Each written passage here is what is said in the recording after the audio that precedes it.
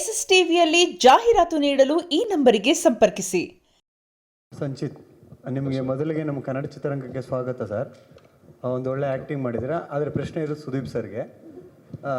Sir, ಅದೇನು suspense sir ಅದು? ಹಂಗೆ ನಿಮ್ಮನ್ನ ವೆಲ್ಕಮ್ ಮಾಡಬೇಕಾಗಿತ್ತು, ವೆಲ್ಕಮ್ ಮಾಡಾಯ್ತು ಸರ್. ನಾನು ಒಂದು ಸೆಕೆಂಡ್ ಹುಡುಕಿ ಹೇಳಿ ಸರ್. ಇಷ್ಟೊತ್ತು ಸಂಚಿತ್ ಬಗ್ಗೆ ಮಾತಾಡಿದ್ದೀರಾ. ಸಂಚಿತ್ ಬಗ್ಗೆ ತುಂಬ ಸಲ ಮಾತಾಡಿದ್ದೀರಾ, ನಾವು ಕೇಳಿದ್ದೀವಿ. ಪಚ್ಚನ ಬಗ್ಗೆ ಒಂದೆರಡು ಮಾತು, ಜೊತೆಗೆ ಆ ಥಿಯೇಟ್ರಲ್ಲಿ ಒಂದು ಸೀಟ್ ಖಾಲಿ ಬಿಟ್ಟು ಸಿನಿಮಾ ನೋಡೋದ್ರ ಬಗ್ಗೆ ಒಂದೆರಡು ಮಾತು ಸರ್. ಸೀಟು ನಮ್ಮ ತಾಯಿಗೆ ಬಿಟ್ಟಿದೆ ಸರ್.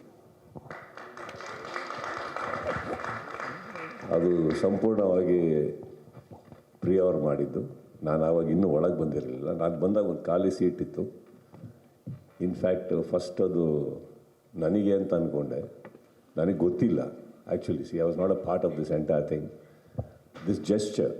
ನಾನು ಅಲ್ಲೋ ಕೂತ್ಕೊಳ್ಳೋಕೆ ಹೋದಾಗ ದಯವಿಟ್ಟು ಕೂತ್ಕೊಬೇಡ ಅಂದರು ನನಗೆ. Then they turn around and said ಇದು ಅಮ್ಮನಿಗೆ ಅಂತ. Something very it touched us. ನನಗಂತೂ ತುಂಬಾ ಗೊತ್ತಿಲ್ಲ. If you notice through the ಫಿಲ್ಮಲ್ಲಿ ಯಾರು ಅದ್ರ ಮೇಲೆ ಕೂತ್ಕೊಂಡಿಲ್ಲ. ಸೊ ಅದು ಅವನ್ನ ಆ ಪಾತ್ರದಲ್ಲಿ ನೋಡಬೇಕು, ಸಿನಿಮಾದಲ್ಲಿ ನೋಡಬೇಕು ಅಂತ ನಮ್ಮ ತಾಯಿದು ದೊಡ್ಡ ಕನಸು. So I think that was completely Priya ಅವರ ಜೆಸ್ಚರ್ ಅದು. ಅದು ಬಿಟ್ಟು ನೆಕ್ಸ್ಟ್ ಏನು ಕೇಳಿದ್ದು ನೀವು? ಪಚ್ಚ ಐ ಥಿಂಕ್ ಒಂದು ನಾನು ಸಿನಿಮಾದಿಂದ ಸ್ಟಾರ್ಟ್ ಮಾಡ್ತೇನೆ. ನನಗೆ ಐ ಹ್ಯಾವ್ ಅವ್ರು ಯಾವಾಗಲೂ ಕತೆ ಕೇಳಬೇಕಾದ್ರೆ ಪ್ರಿಯಾ ಅವರು ಇವರೆಲ್ಲರೂ ನಾನು ಯಾವಾಗಲೂ ಅವ್ರಿಗೆ ಹೇಳ್ತಾ ಇದ್ದೆ, ಇದು ಒಂದು ಟಿಪಿಕಲ್ ಕ್ರಿಂಜ್ ಸಬ್ಜೆಕ್ಟಿಗೆ ಹೋಗಬೇಡಿ.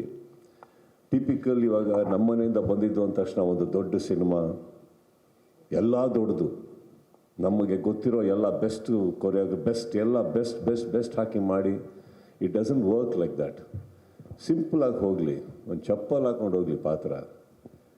ಕ್ರಿಂಜ್ ಸಬ್ಜೆಕ್ಟ್ ಹುಡುಕಬೇಡಿ. ಯಾರು ಮಾಡದೇ ಇರೋ ಸಿನಿಮಾನ ಮಾಡೋಕ್ಕೆ ಧೈರ್ಯ ಮಾಡಿ. ಧೈರ್ಯ ಮಾಡೋವನ್ನ ಈ ಪ್ರಪಂಚದಲ್ಲಿ ಗೆಲ್ಲೋದು. ಇಲ್ಲಿ ನೀವು ಹೇಳ್ಬೋದು, ಶಾರದವ್ರು ಅವಲೇ ತುಂಬ ಎಂಫಸೈಸ್ ಮಾಡಿದ್ರಿ ಗಾಂಜಾ ಅಂತ. ಈಗ ಹೇಳ್ತೀನಿ ಕೇಳಿ. ನಾವು ರೌಡಿಸಮ್ ಪಿಕ್ಚರ್ ಮಾಡ್ತೀವಿ, ಅದರಲ್ಲಿ ನಮ್ಮ ಹೀರೋ ಮಚ್ಚೆತ್ಕೊಂಡು ಎಲ್ಲರಿಗೂ ಹೊಡಿತಾ ಇರ್ತಾನೆ. ಆವಾಗ ನಮ್ಮ ಪ್ರಶ್ನೆಯಲ್ಲಿ ಅಂದರೆ ಮಚ್ಚು ಗನ್ಕಿನ್ನ ಬೆಟ್ರಾ, ಅಥವಾ ಮಚ್ಚನ್ನು ಪ್ರಮೋಟ್ ಮಾಡ್ತಾ ಇದ್ದೀವ, ಅಥವಾ ಮಚ್ಚಾನ ಪ್ರಮೋಟ್ ಮಾಡ್ತಾ ಇದ್ದೀವ? ಇದು ಬರಲ್ಲ.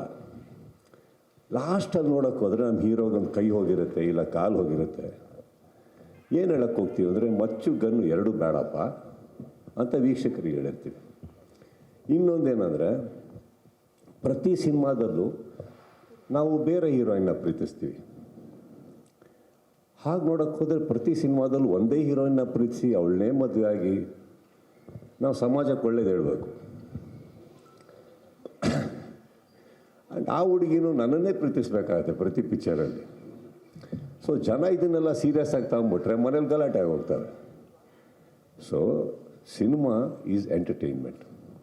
ಆ ರೌಡಿಸಮ್ ಮಧ್ಯದಲ್ಲಿ ಏನು ಹೇಳಕ್ಕೆ ಹೊರಟ್ವಿ, ಈ ಪ್ರಪಂಚದ ಮಧ್ಯದಲ್ಲಿ ಏನು ಹೇಳಕ್ಕೆ ಹೊರಟ್ವಿ, ಲಾಸ್ಟಲ್ಲಿ ಏನೇನು ಕಳ್ಕೊಂಡ, ಜನ ಅದನ್ನು ತುಂಬ ಚೆನ್ನಾಗಿ ನೋಡ್ತಾರೆ, ಕಲಿತಾರೆ. ಆ್ಯಂಡ್ ಸಿನಿಮಾನ ಎಂಟರ್ಟೈನ್ಮೆಂಟ್ ಅಂತ ಅಂದ್ಕೊಂಡು ಜನಕ್ಕೆ ತುಂಬ ಚೆನ್ನಾಗಿ ಅರ್ಥ ಆಗಿದೆ.